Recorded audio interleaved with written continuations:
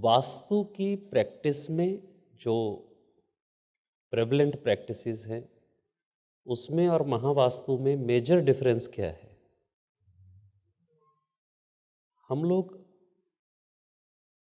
Specific हैं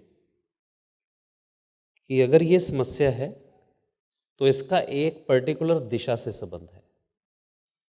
महावास्तु में शुभ अशुभ नाम की कोई चीज़ नहीं है।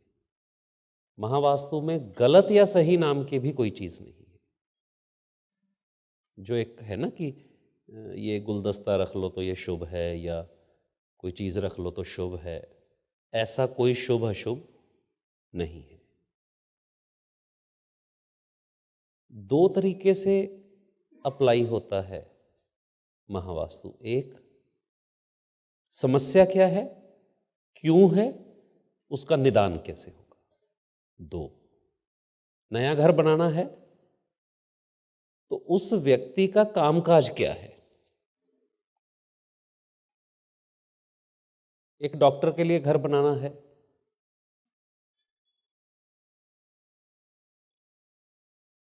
तो हेल्थ का जोन कौन सा है? कौन सा है? North north east. अगर उसके प्लाट में नॉर्थ नॉर्थ ईस्ट डिस्टर्ब है किसी भी वजह से तो वो डॉक्टर कामयाब नहीं होगा। XYZ रीजन से डिस्टर्ब है तो हमें बार चार्ट बनाना सीखा आपने कल। डॉक्टर के यहां पर north north east perfectly balance चाहिए, ना बढ़ा हुआ हो ना कम हो। हर जोन से कोई ना कोई जीवन का कोई ना कोई आयाम जुड़ा हुआ है। बहुत सारे नॉलेज डोमेन में होते हैं तो उनका वेस्ट साउथ वेस्ट बैलेंस होना चाहिए। जो कोई टीचर है, वाइस चांसलर है, HRD मिनिस्टर है, किसी भी रूप से अगर एजुकेशन से जुड़ा हुआ है, उसके यहां पर वेस्ट साउथ वेस्ट में टॉयलेट होगी तो उसको प्रॉब्लम होगी ही होगी। एक एक जोन, आपके लिए कौन सा जोन महत्वपूर्ण है या क्लाइंट के लिए कौन सा महत्वपूर्ण है, वो प्लॉट में भी बैलेंस होना चाहिए, बिल्टअप में भी बैलेंस होना चाहिए, अपार्टमेंट में भी बैलेंस होना चाहिए। कई लोग कहते हैं यहां डॉक्टर था उसका तो ठीक नहीं रहा, ट्रेडर आया तो खूब तरक्की कर गया, कि उसको वास्तु खराब इसको वास्तु ठीक। नहीं, उसका कर्म अलग अलग थे, उसका काम अलग अलग था। उसको जोन सूट कर गए, डॉक्टर को सूट नहीं की। कहीं पर भी ना फटा मारना है ना फिटोलॉजी मारनी है, लॉजिक से चलना है, दिमाग खोल के चलना है।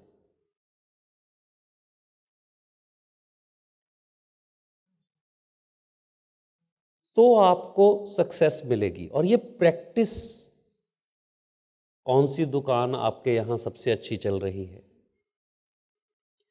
उसके कौन से जोन बैलेंस्ड हैं, कंप्लीट हैं, कौन सी दुकान नहीं चल रही उसके कौन से जोन बैलेंस इम्बैलेंस्ड हैं।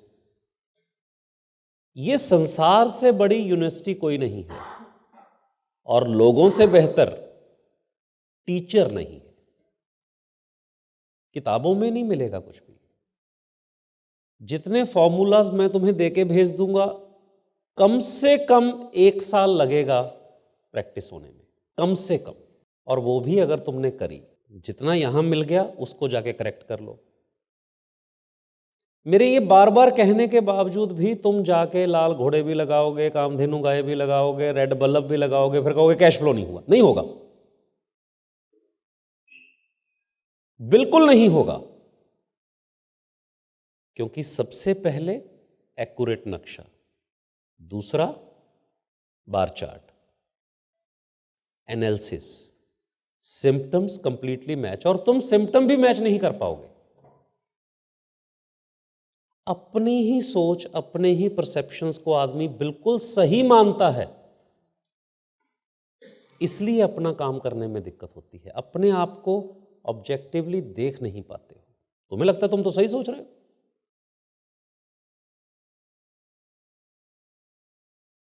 और वहीं पर दिक्कत हो जाती है। दुनिया में कोई आदमी गलत नहीं सोचता, फिर तकलीफ में क्यों है? तुम सही हो उसकी एक ही डेफिनेशन है, तुम्हारे सही होने की सांख्य के अनुसार, जिसके ऊपर आधारित है वास्तुशास्त्र, आयुर्वेद, योग, ज्योतिष, तंत्र, जो मूल आधार है, इंडियन मेटाफिजिक्स, सांख्य दर्शन कपिल मुनि ने दिया। उसकी परिभाषा में अगर तुम्हें पीड़ा है तो तुम कहीं ना कहीं गलत हो। अगर तुम्हारी बैलेंस शीट में रुपए नहीं आ रहे तो तुम गलत हो,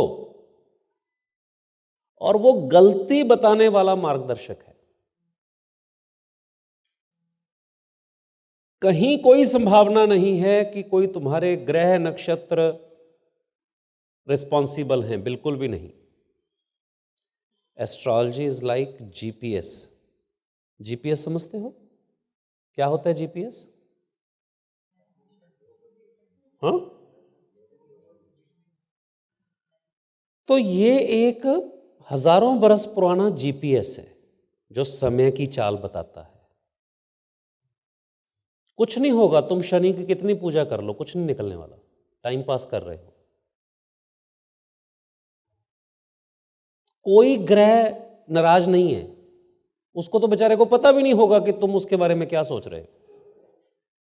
शनि को तो पता भी नहीं होगा। वो एक जीपीएस सिस्टम है जो बताता है कि ट्रैफिक कहां पर है, ब्लॉकेज कहां पर है, तुम्हें कितना समय लगेगा कहीं पहुंचने में। अब तुम गाड़ी में बैठे लेट हो रहे हो तो क्या तुम जीपीएस को धूप बत्ती देनी शुरू कर देते हो? जीपीएस देवाय नमः, जीपीएस देवाय नमः, जीपीएस देवाय नमः। फिर किसी ने समझाया नहीं नहीं, जीपीएस पे मत जाओ, गूगल मैप से मत जाओ, सीधा गूगल की पूजा करो। तो तुम गूगल लग जाते हो, गूगल नमः, गूगल नमः, गूगल नमः, और फिर तुम कहते हो मैं तो भगवान को मानता हूं।